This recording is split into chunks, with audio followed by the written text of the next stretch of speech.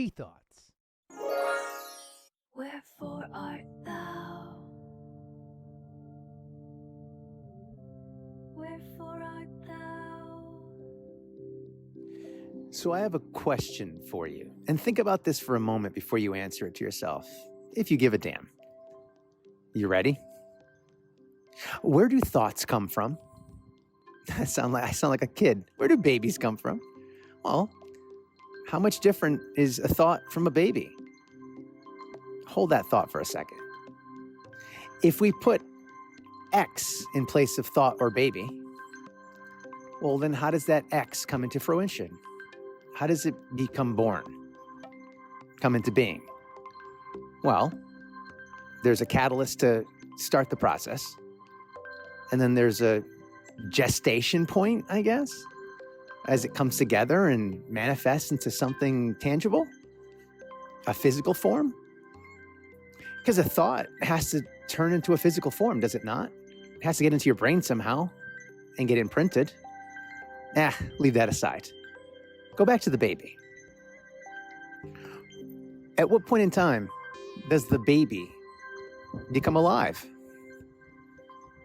Leave that aside. That's a whole other thing. Go back to the thought.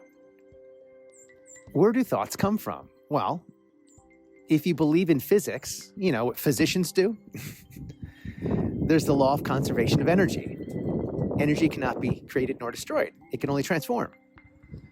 Well, if thoughts originated in your brain, that means somehow you're creating energy that then gets transformed into an action, a physical thing. For example, you have the idea to build something, an invention, or an experience. I don't know, there's a number of other things it can lead to, I guess. Maybe not.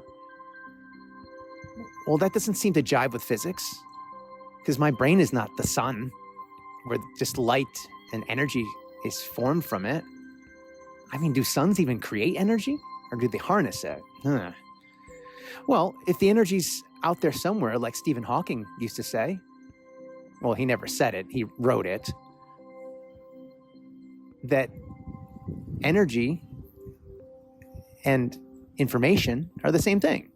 It's like light that gathers around a black hole on the event horizon. He had a theory, maybe I misunderstood it, but the way I took it was that all information in the universe gathered around black holes on the event horizon, because it can never be destroyed. So it's gathered there, and all the rest of the mass, the particles, get sucked in by the black hole and, well, retransformed back into energy somehow.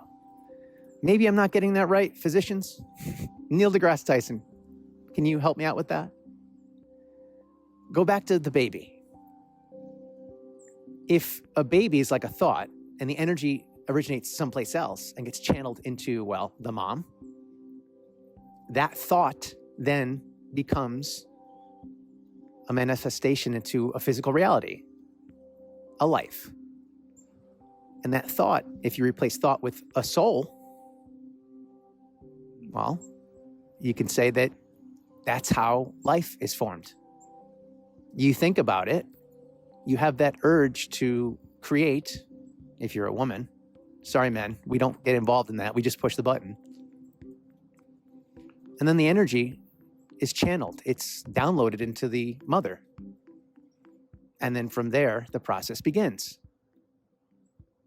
A thought becoming a new reality, energy transforming into a new form.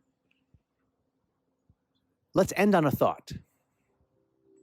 If you think this was about ideas or intelligence or knowledge, you're partially right. It's about life. Life is all about energy, whether it's a baby, a thought, or an action. And all three of those things need to happen in a perfect sequence for life to continue on. Does it not? So I'll ask you again, where do thoughts come from? Well, the same place that babies come from out there. And what ends up of them, or where they end up, depends on, well, what you do with it. See if they meet their fate. their intended destination, the Z. X is the thought or the baby. Y is the action that allows it to be created.